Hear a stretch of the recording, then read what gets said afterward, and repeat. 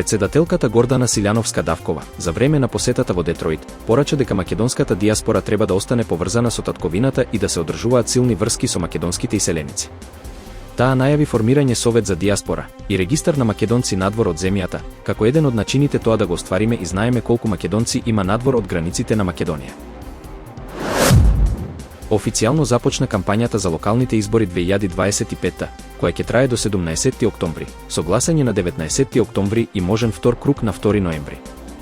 Владеачката партија ја почнува кампањата во Скопје со промоција на Орце Ѓорѓиевски за градоначалник. Социјалдемократите имаат централен настан во Крушево со кандидатот Томе Христоски, а претходно настапуваат во Демирхисар и Могила.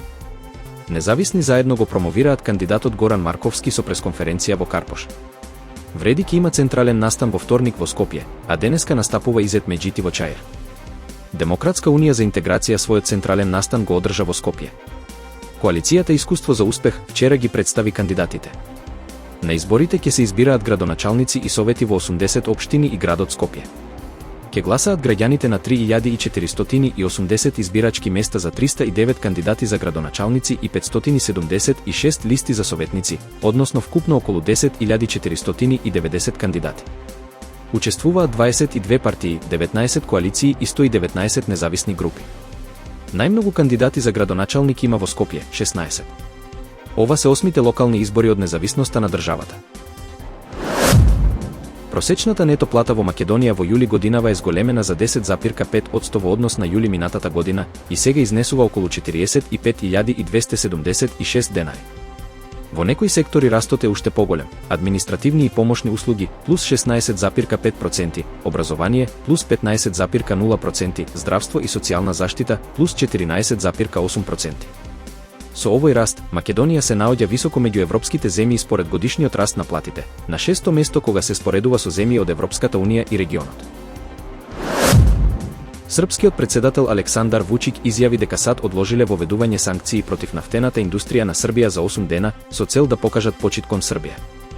Тој рече дека ќе има реакција од српската страна и од нафтената индустрија на Србија кон САД и другите партнери, и дека и покрај одложувањето, суштинското прашање останува нерешено.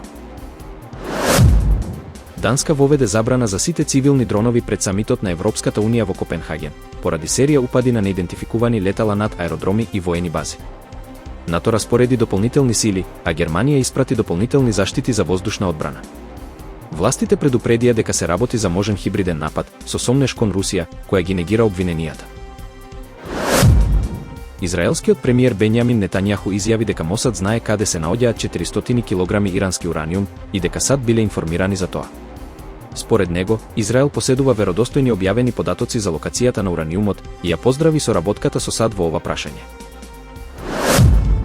Тајфунот Буалој предизвика најмалку 11 смртни случаи во Виетнам, додека околу 20 лица се водат како исчезнати, објави Центарот за управување со катастрофи во земјата. Во наредните денови, штетите се проширија, уништени се 245 домови, околу 1400 хектари земјоделски култури се поплавени, а пристапот до повеќе области е прекинат. На почетокот на октомври се очекува значителна промена во времето во цела Европа. По потоплите денови, студени воздушни маси од исток ќе навлезат кон Балканот и Медитеранот. Главниот студен бран ќе се развива од среда до викенд, кога температурите ќе бидат и до 10 степени под просекот, најстудениот период оваа есен. Во низините се очекува првиот мраз, додека на планините обилен снег. На Балканот се предвидува пат на температурите до минус 6 степени Целсусови во некои региони, особено во Србија, Црна Гора и Босна и Херцеговина.